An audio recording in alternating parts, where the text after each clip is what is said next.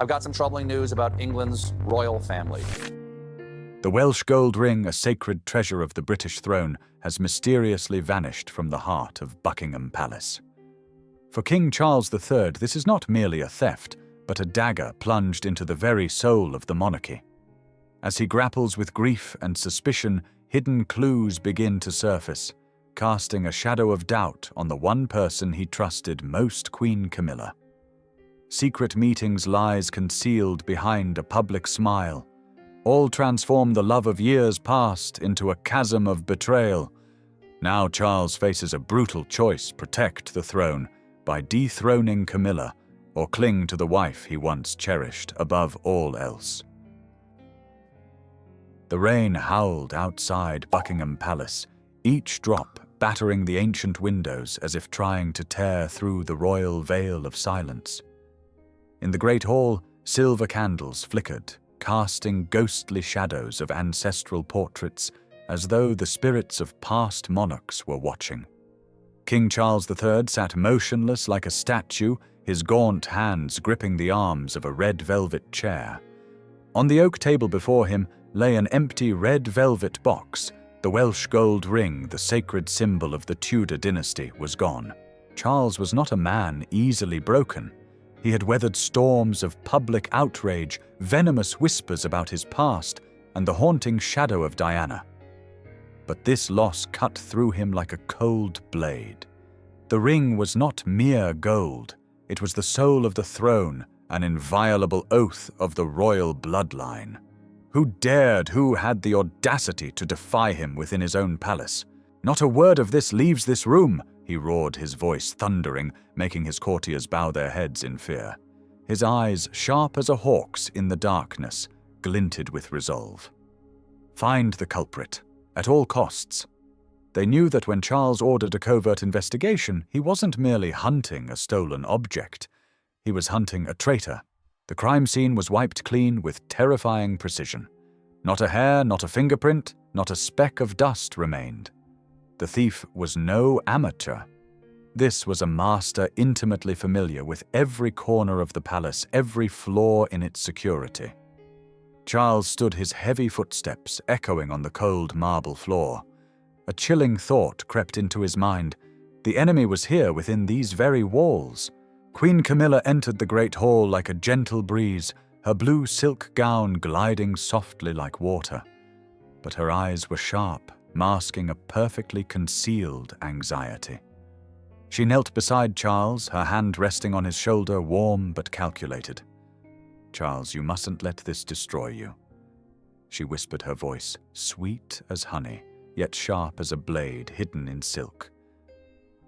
"The ring is just an object. You are the throne. I'll do everything to help you recover it." Charles looked into her eyes, searching for a spark of comfort. In that moment, he wanted to believe Camilla, the wife who had stood by him through scandals, public scorn, and their rise to power. She spoke of rallying her contacts, reaching out to trusted allies outside the palace, even offering to oversee the courtiers to ensure diligence. "We will find the traitor," she said, her hand tightening on him as if pulling him back from the abyss. To the public, Camilla was the epitome of a devoted wife. At a charity event in Westminster, she stood radiant among the crowd, her smile like sunlight breaking through clouds. She fielded the press with finesse, emphasizing the monarchy's strength, despite rumors about Charles's health. The public saw her as a pillar, a queen consort ready to bear the weight of duty for her husband. In those early days, Charles felt a flicker of hope. But then, like a crack spreading across glass, he began to see shadows behind her brilliance. One night, as the cold moonlight pierced the stained glass windows, a loyal courtier slipped into Charles's private chambers clutching encrypted documents. "Your Majesty," he whispered, voice trembling, "the Queen Consort has altered the royal website without your approval. She's met secretly with a Home Office official and a journalist from the Times." Charles stood by the fireplace, the flames illuminating his face now etched with shock and pain. Camilla, the wife he loved, trusted, was playing a dangerous game. Secret meetings, unauthorized changes, all aimed not at recovering the ring, but at crafting a new image, a powerful queen stepping out of his shadow. Charles felt his chest tighten as if an invisible hand were crushing his heart. The trust he had placed in her, once solid as granite, now shattered into fragments. He summoned his most loyal courtiers, those who had sworn allegiance since his days as Prince of Wales.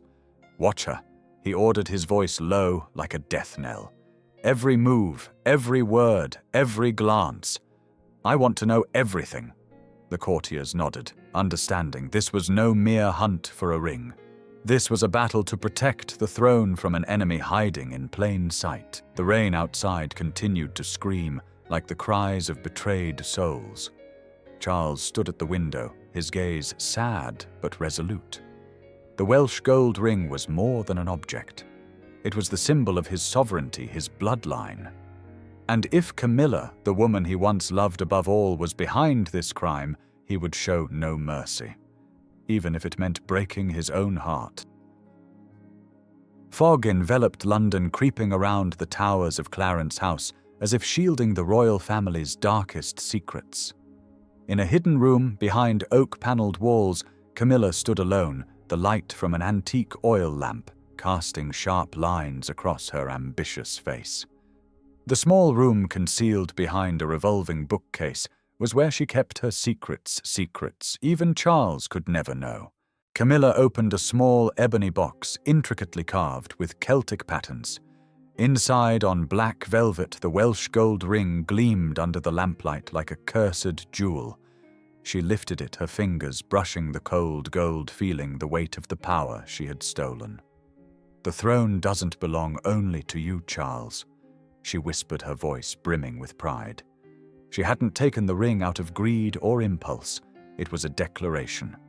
Camilla wanted to prove that she, above all, was worthy of shaping the monarchy's destiny. Charles, weakened by illness and haunted by the past, was letting the throne falter. She would ensure it stood firm at any cost. She closed the box and hid it in a secret drawer within the wall where no one could find it. But Camilla was no fool. She knew the ring's disappearance had shaken the palace, and though Charles's suspicions hadn't yet turned to her, they soon would. She had to act quickly and cleverly. At the green tea room in Buckingham Palace, Camilla appeared flawless. Her crimson silk dress exuded authority, a delicate wool shawl draped over her shoulders like a veil hiding her intentions. Charles sat at the head of the table, his face, haggard eyes lost in the obsession over the stolen ring. Camilla approached her heels, clicking rhythmically on the marble floor, and placed her hand on his, gentle but calculated. "Charles, you need to rest," she said, her voice soothing like a lullaby. "I've asked the advisors to contact the Home Office. They'll help us find clues. Let me handle this." Charles looked up, his weary eyes flickering with gratitude. "Camilla, you've always been my rock," he said softly. She smiled, her heart racing at his naivety. He still saw her as the devoted wife ready to bear any burden for the monarchy. She leaned in, whispering, "We'll find the traitor Charles, I promise." But in her mind, a razor-sharp plan was already in motion. Camilla acted with the finesse of a seasoned schemer. To erase any trace of her involvement, she orchestrated a perfect charade. The previous night, she had secretly met a former butler once reprimanded for breaking an antique vase at a royal tea party. In the shadows of a back corridor, she handed him an envelope of cash, paired with a veiled threat: "Leave London and never return, or everyone will know you took what wasn't yours." The butler, pale and trembling, nodded and vanished into the night. The next morning, in a meeting with courtiers, Camilla subtly pointed to him as a suspect, citing his past carelessness to sow doubt. To solidify her position, Camilla ordered the royal communications team to amplify social media posts highlighting her role in stabilizing the monarchy. She met a Times editor in a discreet Knightsbridge corner, urging him to write an editorial praising her resilience. "The public needs a figure to trust," she said persuasively. "Charles is tired, and I just want to ensure the throne doesn't waver." The editor nodded, his eyes reflecting admiration. Camilla knew each word of praise was a step toward becoming the true queen in the public's eyes. Public opinion began to shift. Tabloids hailed Camilla as the queen of resilience, while social media posts garnered thousands of shares. She's the one really leading. One comment read, "Charles is lucky to have a wife like Camilla."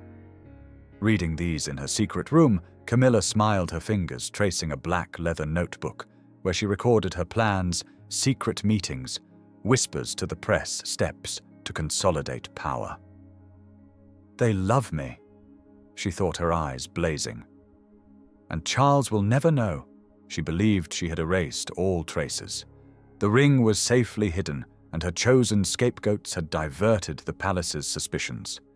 Standing at a window overlooking the misty gardens, Camilla felt the monarchy in her grasp. But unbeknownst to her, in the palace's shadows, other eyes were watching. Charles's loyal courtiers, tasked in secret, were documenting her every move. In her arrogance, Camilla didn't realize that her veil of deception, no matter how intricate, was beginning to unravel under invisible scrutiny. Darkness cloaked Buckingham Palace, not the darkness of night, but the chilling shadow of betrayal. In the council chamber, silver candles flickered, illuminating the carved oak walls, where King Charles III stood silently clutching a thin dossier. His face was stern, each wrinkle a scar from the truths now emerging. The Welsh gold ring, the monarchy's sacred symbol, had ignited a storm in his heart, and the clues were pointing to a truth he couldn't bear to accept. Charles's covert investigation, led by his most loyal courtiers, was yielding results. A small jewelry box in Camilla's private chambers, once secured with an antique lock, now bore a shiny new one, as if someone had changed it to conceal something. In a hidden corner of the palace, archives, a piece of red velvet, the kind used for royal relics, was found, with faint traces of a circle, the exact size of the Welsh gold ring. But the sharpest evidence, like a dagger to Charles's heart, was a recording secretly obtained by a courtier. In it, Camilla's voice, cold and commanding, rang out, "Take it to the auction house in Hatton Garden. I need to know its true value, not as gold, but as a symbol." The recipient, a young courtier she trusted, replied only with a "Yes, Your Majesty." Charles sat alone in his study, the recording replaying in his mind like a haunting refrain. He tried to convince himself it was a misunderstanding. Perhaps Camilla was protecting the ring or acting for reasons he didn't yet grasp.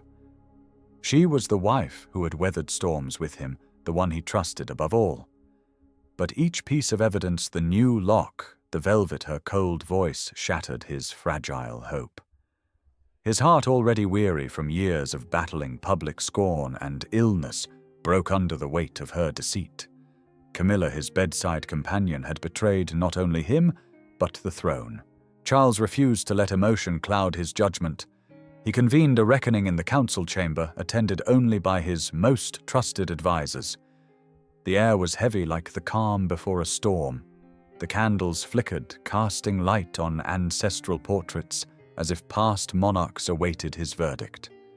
Camilla was summoned, still flawless. Her dark green silk dress hugged her frame, her smile a confident shield. She entered, her gaze sweeping the stern faces without flinching. "Charles, what do you need me to do?" she asked, her voice soft but sharp, as if daring him. Charles stood, hands on the oak table, his eyes locked on hers. "Camilla," he said, his voice low but icy, "I want you to explain."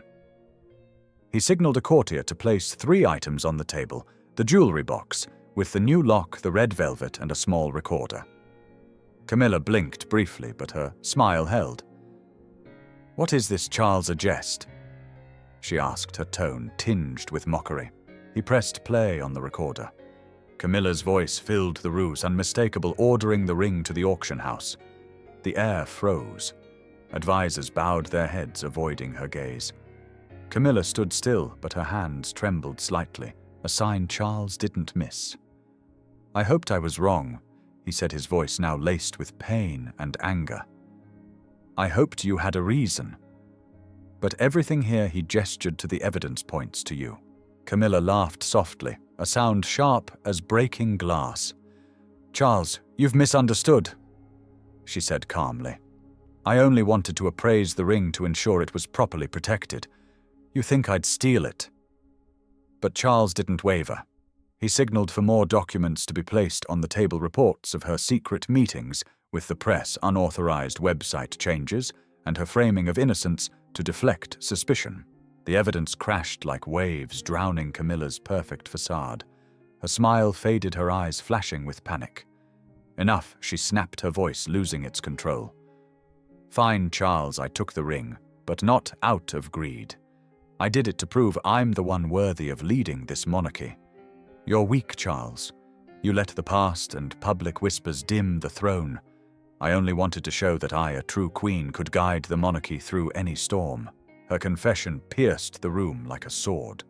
The advisors sat stunned, silent. Charles stood motionless, but his eyes no longer held pain, only a terrifying calm. "Camilla," he said, his voice a death knell, "you've betrayed not just me, but this monarchy." She opened her mouth to retort, but his gaze stopped her. In that moment, Camilla's veil of deception was torn apart, revealing the true face of the wife he had loved most. The council chamber of Buckingham Palace was steeped in silence, broken only by the patter of rain against the ancient windows. The candlelight flickered on Camilla's face, her perfect mask now gone. Her eyes burned with a fierce defiance like a cornered beast. Before her, Charles stood tall, his regal bearing finally emerging after days of pain and doubt. The trusted advisors around the table watched with cold, judgmental eyes.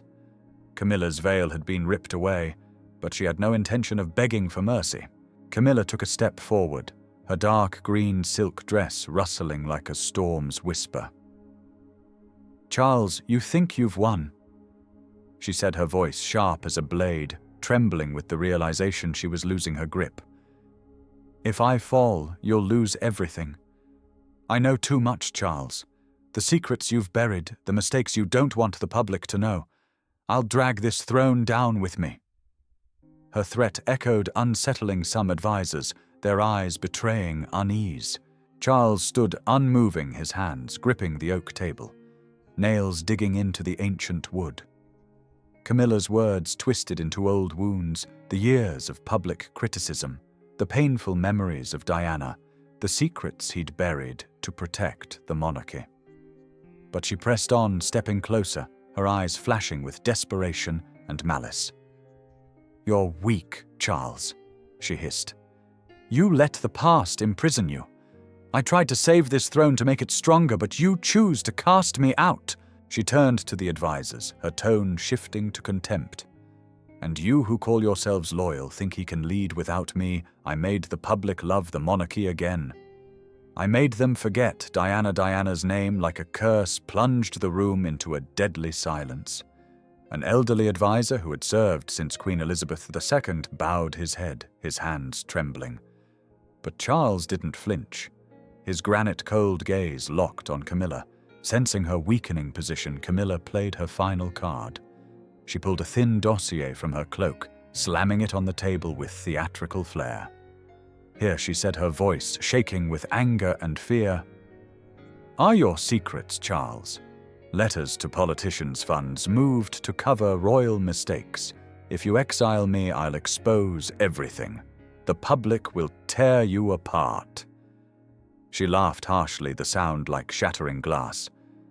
"You need me, Charles. Without me, you're just a weak king on a crumbling throne." Charles didn't respond immediately. He stepped to the table, picked up the dossier, and flipped through it with a chilling calm. The advisors held their breath, expecting his wrath. But instead of shouting, Charles smiled a cold, emotionless smile.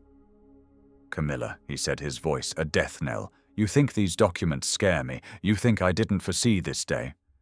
He tossed the dossier into the nearby fireplace, the flames devouring the papers in a hiss of burning wood. "Those secrets, if real, will die with you. But the throne will stand." Camilla stepped back, her eyes revealing panic for the first time. She had bet everything on Charles's weakness, on the love she believed he still held for her. But now before her stood not the husband who once adored her, but a king ready to defend his monarchy at all costs. "You wouldn't dare," she whispered, her voice stripped of pride. "You can't live without me." Charles stepped closer, their faces inches apart, his gaze piercing her soul. "You're wrong, Camilla," he said, each word a hammer blow. "I've survived the darkest days, and I'll survive today. But you no longer have a place in this palace." He turned to the advisers, his voice a decree record every word she said. "Tomorrow, the Privy Council will decide her fate." The room fell silent, save for the howling rain outside, like a requiem for Camilla's shattered ambitions. The love that had once warmed their hardest years was now ash. Charles looked at Camilla, his heart aching, but he knew this was no longer a fight between husband and wife. It was a battle between a king and a traitor. Camilla stood alone, her eyes still flickering with defiance. But she didn't know that in the palace's dark corridors, the net had torn and the fish had no escape. Buckingham Palace was shrouded in a deadly stillness, as if even the marble walls held their breath for the final verdict. In the Privy Council chamber, the crystal chandeliers cast light on the stern faces of senior advisers sworn to the throne through generations. King Charles III stood at the center, regal, yet with eyes heavy with unspoken pain. Before him, the ancient oak table bore undeniable evidence: the jewelry box with its new lock, the red velvet with traces of the ring, and the recording of Camilla's cold voice ordering the Welsh gold ring to a secret auction house. Charles took a deep breath, his voice resonant and sharp as a honed blade. Today he began his gaze sweeping the advisers we face, not just a theft, but a betrayal of the monarchy. He signaled a courtier to play the recorder. Camilla's voice, cold and ambitious, echoed again, repeating her confession from the prior reckoning. "I did it to prove I'm the one worthy of leading this monarchy." The advisers bowed their heads, some clenching their fists, unable to meet the eyes of the king, betrayed by his beloved wife. Charles continued, unwavering. "Camilla, Queen Consort, has abused my trust, your trust, and the trust of the people for her own ambition. Her actions are not just a crime, but an insult to our ancestors' legacy." He paused, his gaze shifting to Camilla, who stood at the room's end, still proud, though her face was pale. "Therefore, before this Privy Council, I declare Camilla will be stripped of her title as Queen Consort. Henceforth, she is merely a Duchess Consort, a title with no power or influence in this monarchy." A faint murmur rippled through the room, but no one dared speak. Camilla stood, hands clenched, her eyes blazing with fury and desperation. Charles raised a hand for silence, his tone unrelenting.